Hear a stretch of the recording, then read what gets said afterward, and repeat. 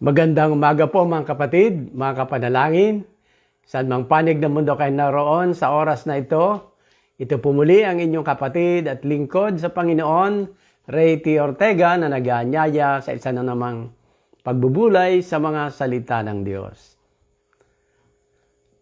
Ang mga salita ng Diyos ay nagbibigay sa atin ng karunungan, kalakasang espiritual at kapanatagan sa gitna ng problema at maging mga panganibman. Ito po ay napatunayan nating mabuting gabay sa ating pamumuhay. Inilalapit tayo nito sa Diyos, iniingatan ang ating mga hakbang, tinutulungan tayo makapag-isip ng mabuti, maisaayos ang ating mga plano sa ating mga buhay ayon sa kalooban ng Diyos. At higit sa lahat, inilalayo po tayo ng aklat na ito sa katiwalian at mga kasamaan. Kaya naman tayo po hindi nagsasawang magbulay sa mga salita ng Diyos. Dahil alam nating ito ang tunay na pagkain ng ating mga kaluluwa at meron itong espiritual na kapangyarihan para alagaan ang ating paggalaw sa mundo na ito na palaging angkop at kalugod-lugod sa ating Panginoon. Kaya dahil po diyan, makibukas po kayo sa akin dito sa unang Korinto, Kapitulo 15, at tayo po ay magpapatuloy ng ating pagbubulay. At ito po, Lord willing, ay ang huling bulay natin dito sa kapitulong ito. At bukas o sa isang araw, tayo ay nasa chapter 16 na po. Halos paulit-ulit na po nating nabanggit ang tungkol sa pagkabuhay na muli sa ilang umaga nating mga pagbubulay. Sa isang banda, maaaring ang mga salitang iyan ay nakapagpapalakas naman ng inyong loob, ng ating loob. Ngunit maaari din namang nagkakaroon kayo ng mas malalim na mga katanungan, kaugnay ng magiging kaganapan sa panahon ng pagkabuhay na muli. Halimbawa ay ano kaya ang bagong katawan? Ano ang kaibahan nito sa tinataglay natin ngayon? Bakit ipinaglaban ni Kristo na magkaroon tayo ng karapatan sa biyayang ito? At paano ito mangyayari ayon sa mga salita ng Diyos? Una pong sinagot ni Pablo ang tungkol sa uri ng katawan sa muling pagkabuhay. Kaya dito po sa unang Korinto 15 mula talatang 35 ay magbubulay tayo. At sasagutin natin isa-isa ang mga katanungang ito.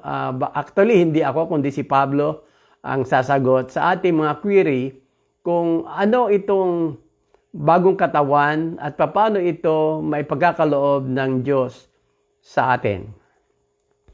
Verse 35, subalit may magtatanong, paano bubuhayin muli ang mga patay? Ano ang magiging uri ng katawan nila?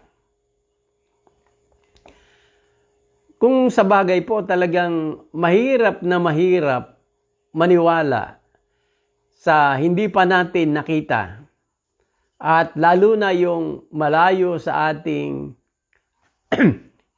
karanasan. Ganyan ang pakiramdam ng mga taong walang karunungan galing sa ating Panginoong Hesukristo. Na lalo namang nagpapatunay na ang kaisipang panlangit ay sadyang mahirap maunawaan ng mga likas na tagalupa. Kaya kung hindi lamang tayo tao na tagalupa, kundi tao na ang isip ay panglupa lamang, talagang hindi natin maiintindihan malibang maranasan natin ang gawa ng Espiritu ang mga katotohanan ito. Gayunpaman kahit sa mga mananampalataya ay maaring may magtatanong, maghahanap ng totoong sagot mula sa kaisipan ng Diyos upang sagutin yung mga katanungan, ay gumamit po si Pablo ng mga karunungan dito sa lupa. Sabi niya sa verse 36, hangal, hindi mabubuhay ang binhing itinanim hanggat hindi iyon namamatay. Sa biglang basa po, tigil lang sandali, parang hindi maganda yung wika, kasi sa atin ay hangal, walang dunong o hindi nakakaintindi. Pero ito ang katotohanan. Para sinasabi ni Pablo, wala ba kayong isip? Hindi niyo ba naiintindihan na kung ano ang gagawin ng Diyos ay ito na rin yung karaniwang nangyayari sa buhay na hindi lamang natin napapansin na ganito pala yung law of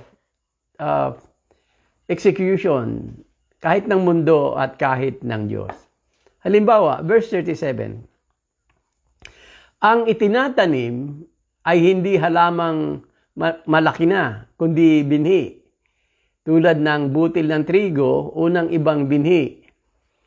Ang Diyos ang nagbibigay ng katawaan sa binhing iyon, ayon sa kanyang kagustuhan. Bawat binhi, binigyan niya ng angkop na katawan. So, para maintindihan natin ang pagkakaroon ng bagong katawan na ipapalit sa katawan natin ngayon, ay nagbigay si Pablo ng mga halimbawa na nakikita natin, ngunit maaring hindi natin masyadong binibigyang pansin. Iisa pong Diyos ang gumagawa ng lahat ng ito, yung pagpapatubo sa binhi at pagbibigay ng bagong katawan sa halamang tumutubo. Iisang Diyos ang gumagawa ng lahat ng ito.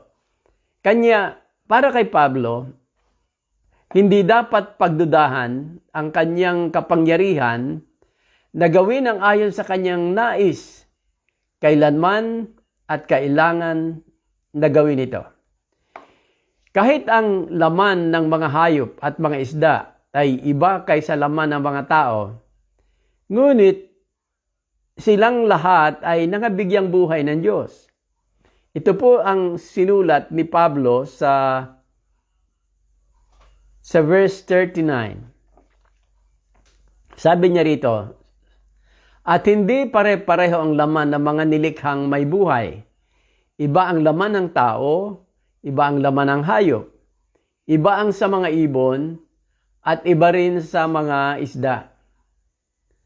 Kaya, kung nakikita natin ito na ginawa ng Diyos noong una pa man, sa argument ni Pablo ay pwede niyang sabihin, mahirap ba para sa Diyos na magbigay ng klase ng katawan na nais niya para sa mga tao makakasama niya ng pangwalang hanggan sa kanyang tahanan? Theoretically, ang buhay po'y hindi nalilika buhat sa patay. Hindi natin kaya yon. Wala tayong nakita na gano'n na doon sa patay mismo kukuhanin ang buhay. At lalo nang hindi tayo nakakita na ang kaluluwa o ang espiritu ay binigyan ng katawan. Pero alam natin po na lahat ng iyan ay hindi naman problema, kundi kayang-kaya ng Diyos.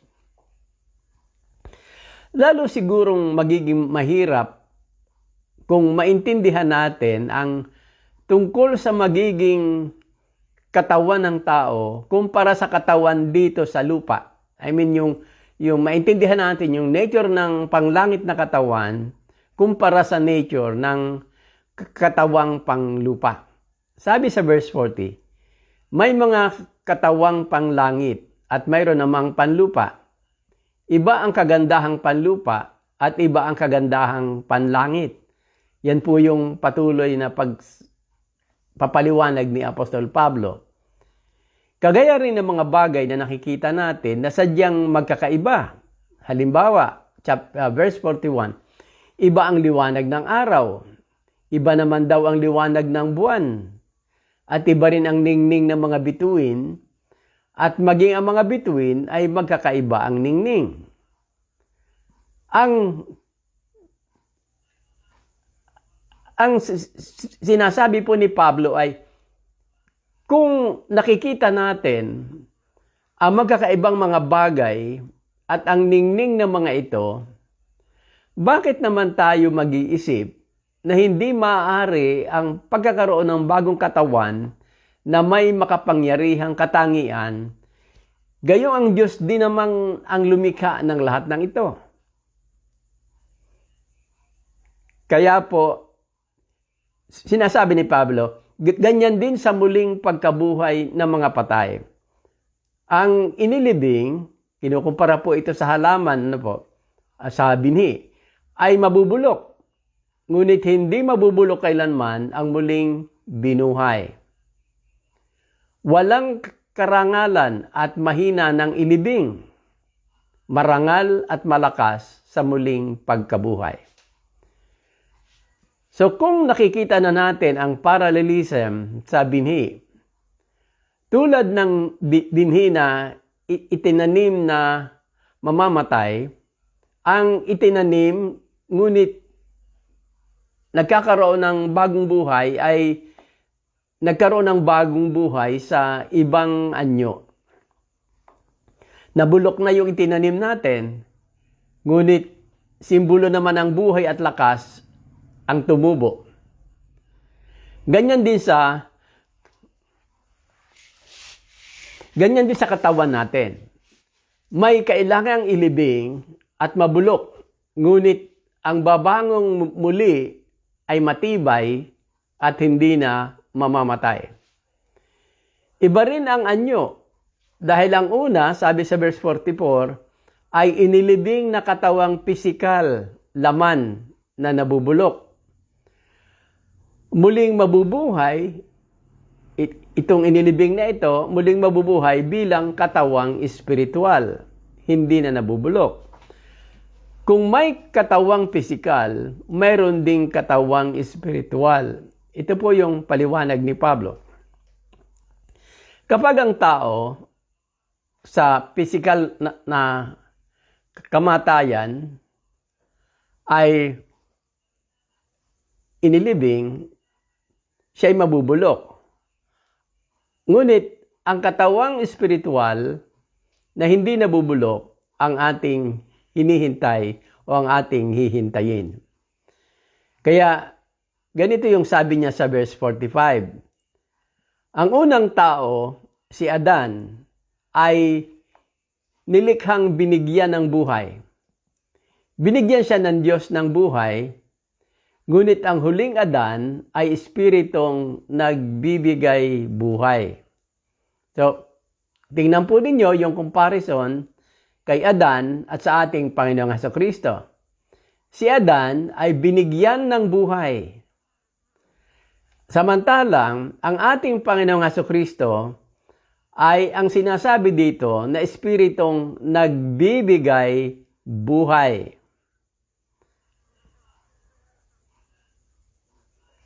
So, sa kanyang pagkamatay o sa kamatayan ni Kristo at sa pagkabuhay na muli ay nangyari po o natupad ang sinasaad na siya yung mamamatay, ngunit siya rin yung espiritong magbibigay buhay. Nauna yung physical at yun ay si Adan. At saka muna ang katawang espiritual. Sa atin, ito rin na nangyari. Nauna tayong nabuhay sa physical na katawan at ngayon ay maghihintay tayo ng katawang espiritual sakali na mamatay ang katawang ito. Ngunit hindi po nauuna ang espiritual. Ang physical muna, sabi niya sa verse 46, bago ang espiritual. Ang unang Adan ay mula sa alabok o mula sa lupa. Yan ang mababasa natin sa 47. Ang unang Adan ay mula sa lupa sapagkat nilikha siya mula sa alabok. Subalit, ang pangalawang Adan ay mula sa langit, hindi po nilikha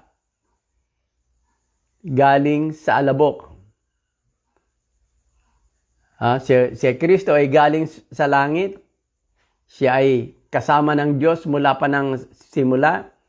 At siya ay nagkatawang tao. So yun ang pagkakaiba nilang dalawa. Kaya si Adan, sabi ni Pablo, binigyan ng buhay. Pero ang ating Panginoong Hesukristo ang magbibigay buhay. Kakaiba po ang buhay na ibibigay ng galing sa langit kaysa na ibigay na ng galing sa lupa. Ang tagalangit ay tunay na matagumpay dahil sa sinapupunan siya ng Diyos nagmula. Ang bahaging ito po ay hindi lamang nagsasalita tungkol sa pagkabuhay na muli. Kung inyong iintindihing mabuti, kung ating iintindihing mabuti, kundi maging sa kalikasang Diyos ng ating Panginoong Hesukristo. Nasundan po ninyo ako? Na siya'y nakapagbibigay ng buhay kasi siya'y galing sa langit. Hindi siya galing sa lupa para mabubulok ang katawan sa lupa. Kundi siya'y nakapangako ng mabubuhay na katawang panglangit kasi siya mismo ay galing sa langit. At siya ay galing sa sinapupunan ng Diyos ayon sa mga sulat kahit sa ating Panginoong Hesukristo at sa mga awit. Sa pagsasabi nito ay lalo pong pinatitibay ni Pablo ang kanyang sinabi sa Filipos 2:5-7.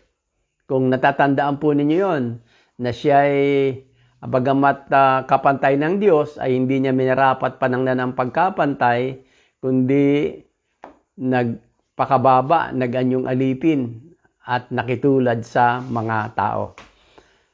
Yun po ay tungkol kay Kristo sa Filipos 2:5-7. Hindi na po natin babasahin, pwede niyong basahin po.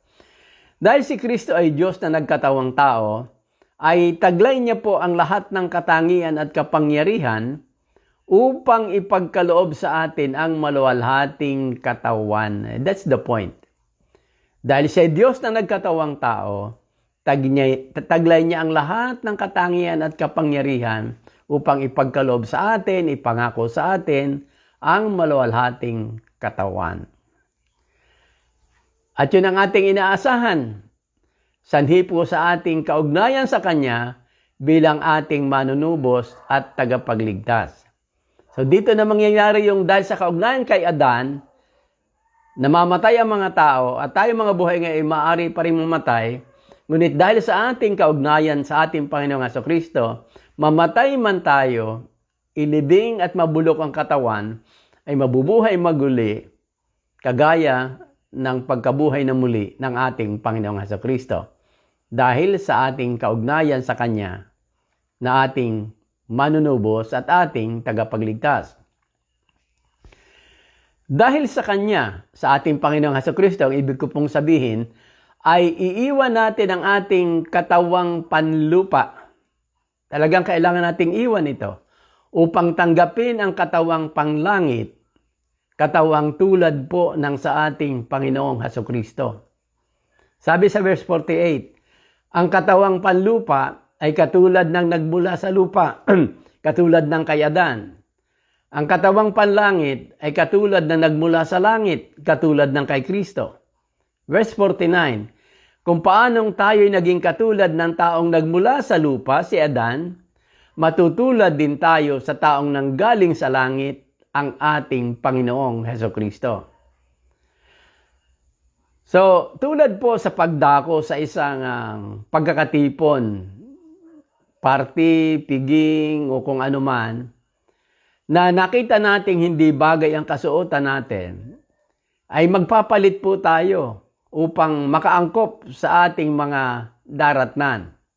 Hindi tayo pupunta kung alam natin yung suot natin ay hindi naman bagay at dahil baka tayo maging tampulan lang ng tingin o kaya ay kung ano man. Kaya para maiwasan yon, tayo po ay nagpapalit at nagbibihis ng angkop doon sa punsyon, sabi sa atin, sa party o sa piging na pupuntahan natin na bagay yung kasuotan natin. So, ganyan din po yung ating sitwasyon sa ngayon. Panlupa ang ating katawan. Kaya bagay lamang ito dito sa lupa. Kailangan natin ang katawang katulad ng ibinigay sa ating Panginoong Hesukristo, yung pagkabuhay niya maguli, upang matagumpay at angkop ang ating paninirahan sa kaharian ng Diyos. Kung hindi po tayo malalangkapan nung kagaya ng katawan na tinamo ng ating Panginoong Hesukristo, hindi tayo babagay sa kaharian ng Diyos. Ang pagkabuhay na muli ay pagtatamo ng katawang tulad ng kay Kristo, makapangyarihan at walang kapintasan. Ang katotohanan ito po ang inihahayag ng Diyos sa mga kasulatan ay isang hiwaga. Kaya pakinggan po ninyo sa verse 51, sabi ni Pablo, isang hiwaga ang sinasabi ko sa inyo. Hindi lahat tayo mamamatay, ngunit lahat tayo'y babaguhin. Sa isang sandali, sa isang kisap mata, kasabay ng huling pag-ihip ng trompeta. Sapagkat sa pagtunog ng trompeta, ang mga patay ay muling bubuhayin at di na muling mamamatay. Babaguhin tayong lahat. Verse 51, isang hiwaga. Hindi lahat tayo'y mamamatay, ngunit lahat tayo'y babaguhin. Sa isang sandali, sa isang kisap mata, kasabay ng huling pag-ihip ng trompeta. Sapagkat sa pagtunog ng trompeta, ang mga patay ay muling bubuhayin at di na muling mamamatay. At ang emphatic pong word, praise this dito sentence dito ni Pablo ay babaguhin tayong lahat. Sa pagsasabing tayong lahat, hindi po lahat ng tao, kundi lahat ng mga mananampalataya. Lahat ng sumampalataya sa ating Panginoong Hesukristo. Kaya ang ibig sabihin niyan, kung hindi ka pa siguradong mananampalataya ngayon, ay maki-align ka. Dahil yun lamang ang may pag-asa sa bagong katawan na ipinapangako ng ating Panginoong Hesukristo, yung may kaugnayan sa Kanya. Kung walang kaugnayan ng isang tao, wala siyang karapatan na mag-claim ng ganitong klaseng pangatawan o body galing sa ating Panginoong Hesukristo. Katulad po ito ng halos ng pangungusap ni Pablo sa unang Tesalonica Kapitulo 4, bagamat dito po ay higit na malaki yung ipinatanaw ni Pablo sa mga magiging kaganapan sa huling araw, yung sa pagkabuhay na maguli, kaysa kanyang mga sinabi sa mga taga-Tesalonica. Ang binigyan din niya na ito isang hiwaga, kaya lampas sa kayang isipin ng tao. Hindi lahat tayo mamamatay, ngunit lahat ay babaguhin. Bakit po hindi lahat mamamatay? Kasi yung aabutin ng pagbabalik ng Panginoong Hesukristo na buhay ay hindi na makakaranas ng kamatayan. Sila ay magbabago na kaagad ng katawan at kasamang sasalubong ng mga namatay na binigyan na ng bagong katawan ng ating Panginoong Hesukristo. Yan po yung nakasulat sa unang Tesalonica Kapitulo 4. Ang oras ng pagkakaroon ng bagong buhay, bagong katawan, ay sinasabi ni Pablo na sabay sa pagtunog ng trompeta. na hudyat ng pagdating ng ating Panginoong Hesukristo. Ang Panginoong Hesukristo po ay darating na mandirigma. Kaya para itong isang army na mayroong hudyat ng trompeta na naguhudyat ng pagsalakay.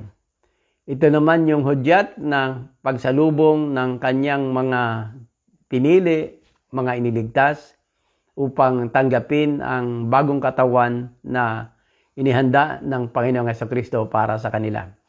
So ano po ang sabi? Sabay sa pagtunog ng trompeta ay masasangkapan ng makalangit na katawan ang bawat sumasampalataya kay Kristo at magaganap ang tunay na pagbabago.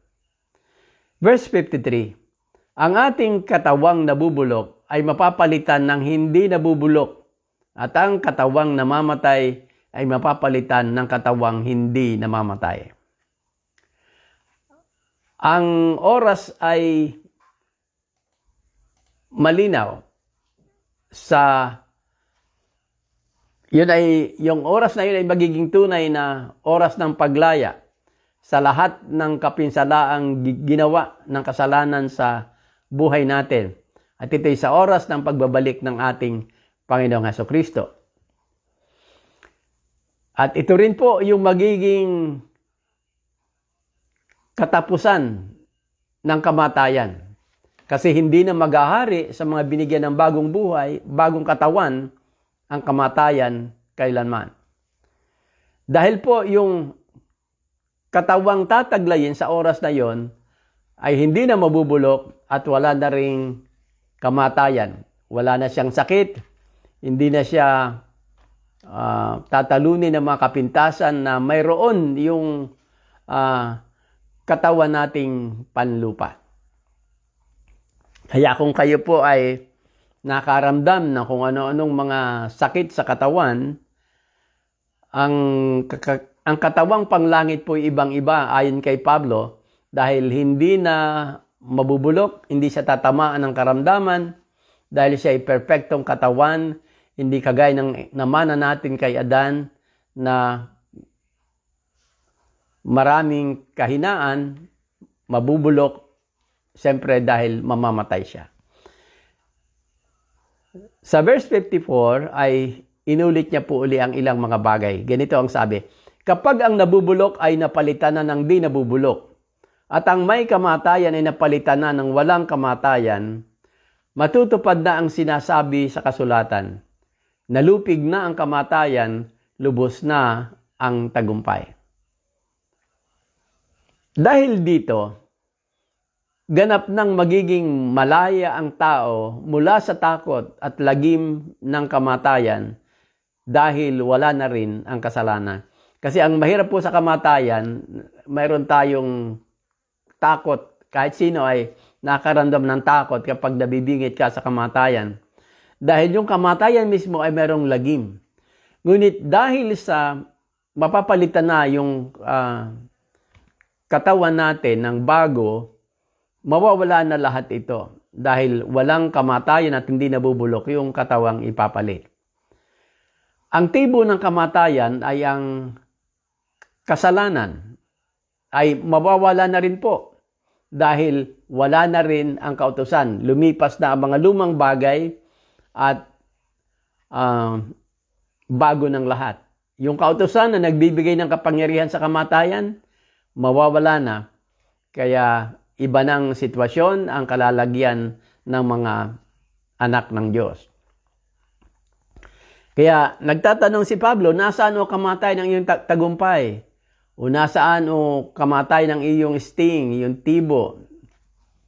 Ano? Wala na ang lahat. Kasi yung kapangyarihan ng kamatayan, ang kasalanan ay nagmumula sa kautusan ay mawawala na rin. Ano po? So dahil sa mga kaganapang ito, ang nalalabi sa tao ay ang magpasalamat at sumamba sa Diyos. Ito ang hamon po ni Apostol Pablo sa talatang 57. Itong hamon niya sa atin. Yung naghihintay tayo ng kaganapan ng mga pangako ng Diyos.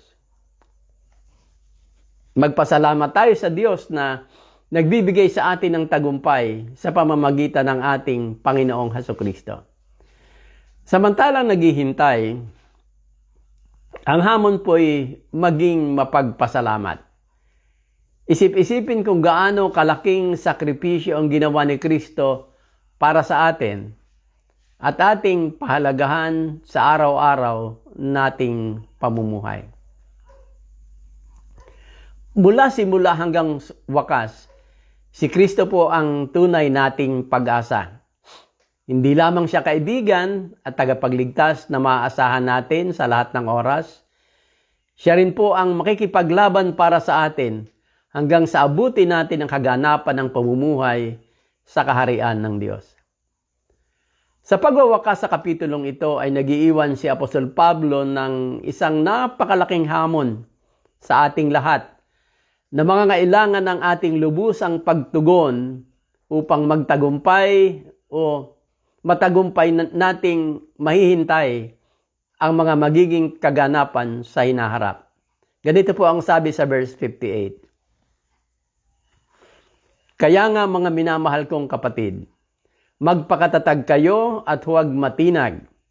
Maging masipag kayo palagi sa paglilingkod sa Panginoon dahil alam ninyong hindi masasayang ang inyong pagpapagal para sa Kanya. Magpakatatag at huwag matitinag. Huwag magbabago ang katatagan. Iyon ang ibig niya pong sabihin. Dahil marami ang susubok para tayo ibagsak. Ngunit magpakatatag sapagkat ang nangako sa atin ay tapat at maaasahan natin ang Kanyang lahat ng ipinangako. Maging masipag sa paglilingkod. Ito'y paglilingkod sa Panginoon. Hindi paglilingkod sa iglesia lang, hindi paglilingkod sa tao. Maging masipag sa paglilingkod sa Panginoon. Kung tao man ang ating pinaglilingkuran, ay paglingkuran kagaya ng paglilingkod natin sa Panginoon. Dahil ang Panginoon ang ating tinitingnan, ang ating inaasahan na gagawa ng lahat ng ito na ating pinag-aralan at napag-usapan. So maging masipag sa paglilingkod, huwag magpabaya. Bakit po? Sabi ni Pablo, dahil hindi masasayang ang ating pagpapagal para kay Kristo na ating Panginoon.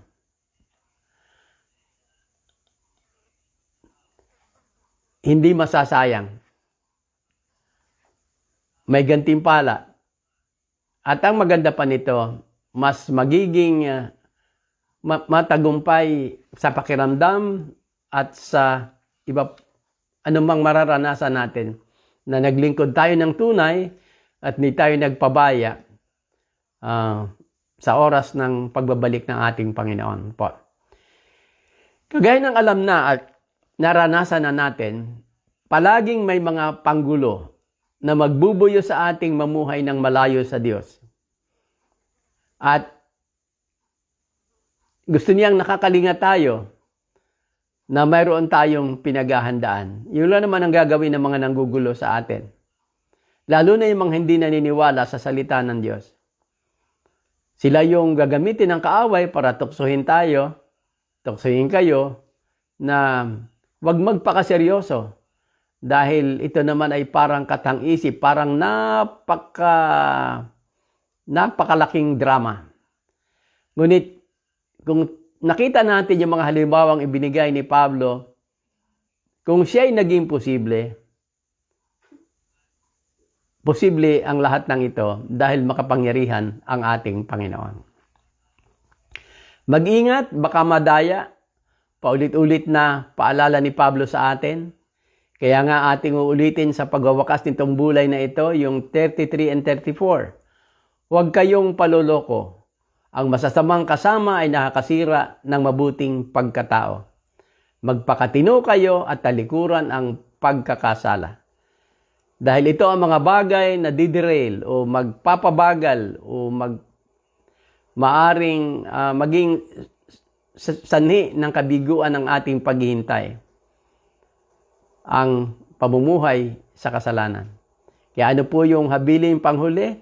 Magpakatatag, magpakasipag sa paglilingkod, at palaging isiping hindi nasasayang ang iyong paglilingkod sa Diyos.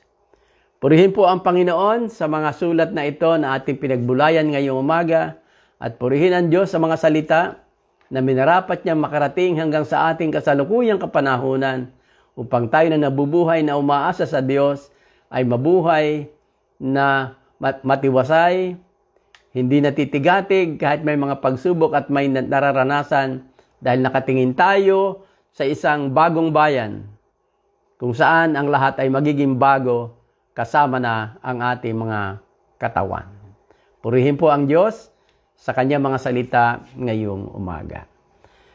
Sige po mga kapatid, tayo po'y dadako sa ating pananalangin at muli ating papanalangin ang ating bayan, ang ating mga pinuno ng pamahalaan.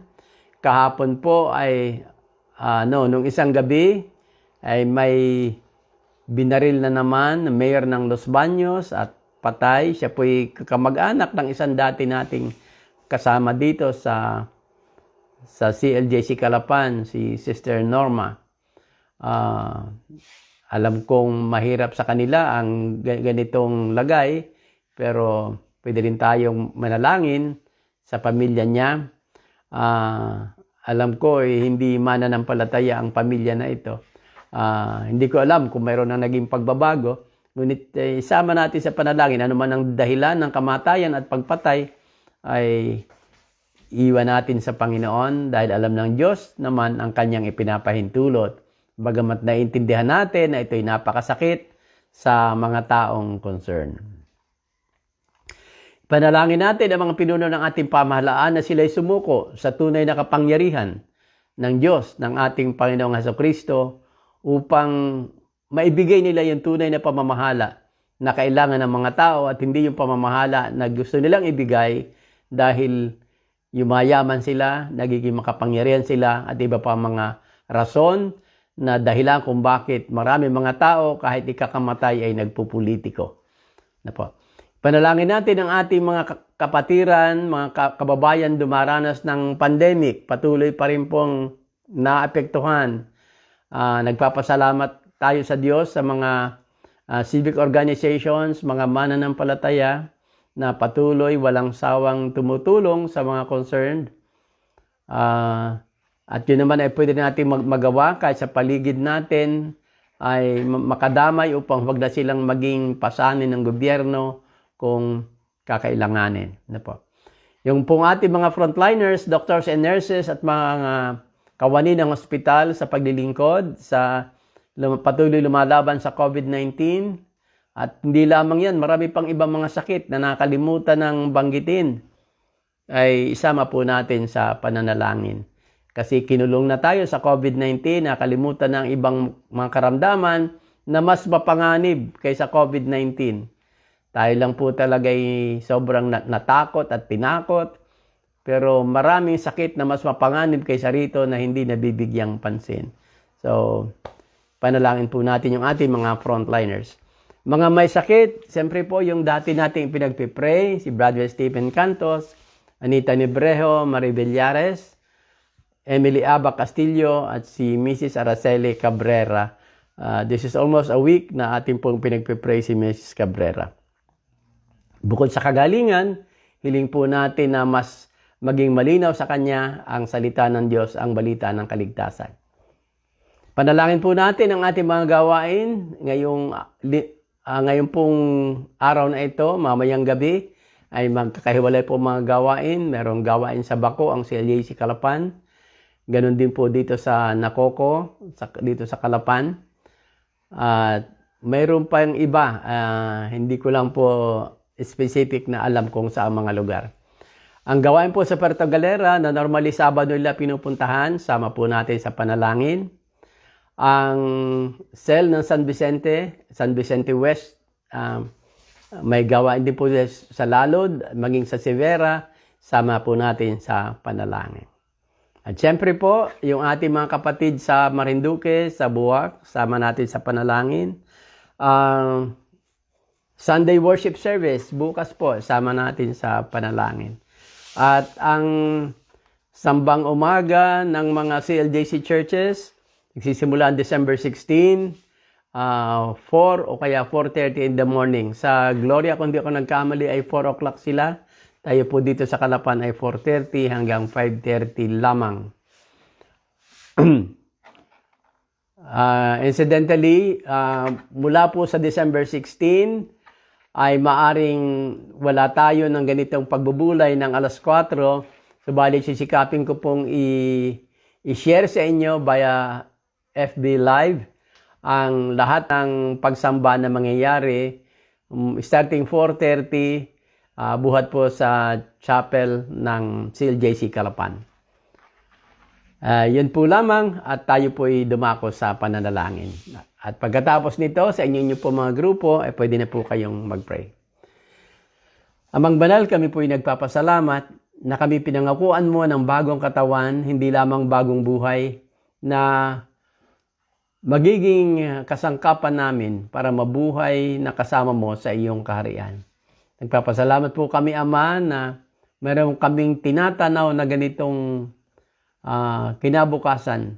At sa ganun ay pwede kaming mabuhay na masigla, may patutunguhan, may pagpupumilit na mabuhay sa pinakamabuti, lalo na ang mga bagay na iyong kalooban.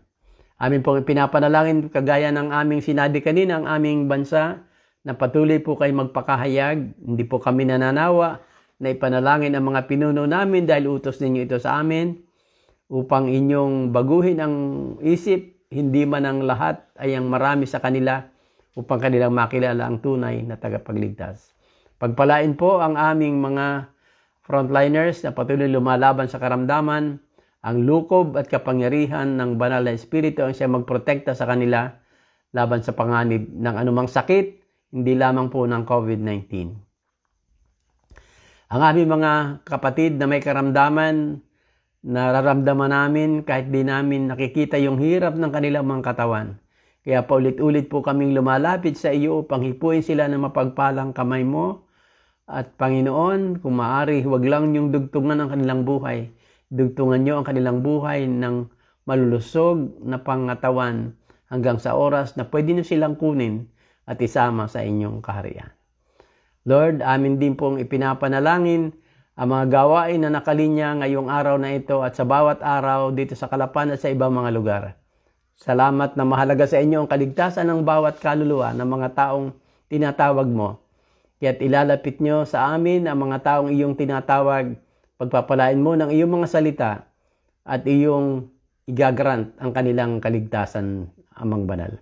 Salamat po na sa napagbulayan namin ngayon, idadagdagan mo yung aming inspirasyon para mabuhay para sa iyo. Na kami magpakatatag, kami magpakasipag, at palagi naming isiping hindi nawawalang kabuluhan ang lahat ng aming paglilingkod na ginagawa sa iyo at maging sa aming mga kapwa-tao na gusto mong abutin namin ng iyong pag-ibig araw-araw. In Jesus' name, Amen. So muli mga kapatid, maraming salamat po sa inyong pagtutok sa ating pagbubulay ngayong umagang ito.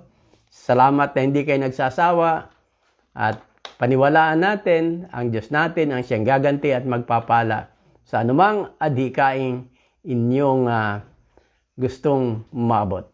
Pagpalain po tayong lahat ng ating Diyos sa araw na ito.